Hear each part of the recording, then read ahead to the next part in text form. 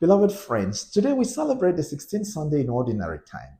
The readings present God as all powerful, yet He chooses to exercise His power through mercy rather than force.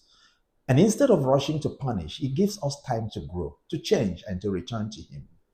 Now, a young priest was once assigned to a parish where an elderly sacristan had served faithfully for over 40 years. The man resisted every new idea, and liturgy meetings often ended in disagreement. The priest's friends urged him to be firm and show this man who was really in charge. If you don't, you will lose your authority, they said to him. But the priest chose another way. He listened more than he argued. He thanked the sacristan publicly for his years of service. Even when they disagreed, he treated him with respect rather than embarrassment. Months passed.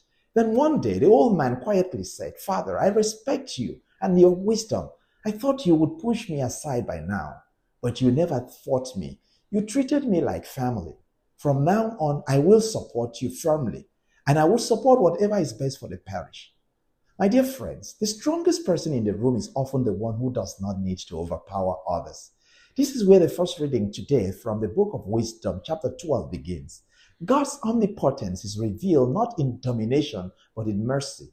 And because He alone is sovereign, He has nothing to prove. His authority is secure, and therefore His justice is patient. Thus, He teaches His people that the righteous must be kind. Now, look, Jesus carries this lesson even deeper in the gospel text according to Matthew chapter 13. In the parable of the wheat and the weeds, the servants want to uproot the wheat immediately. The master refuses because he sees what they cannot see. While the servants focus on the wheat, the master sees the whole field and waits for the harvest. Now, how often do we divide the world into good and bad, the worthy and the unworthy? Yet life is rarely that simple. Every human heart is a field where grace and weakness grow side by side. The person struggling today may become tomorrow's saint because someone was patient enough not to give up on them. St. Paul reminds us in the letter to the Romans chapter 8 that even when we cannot pray, when we are confused, when we are wounded or feel loss of word, the Holy Spirit intercedes for us with sigh too deep for words. In other words, God continues His work even when we cannot say it.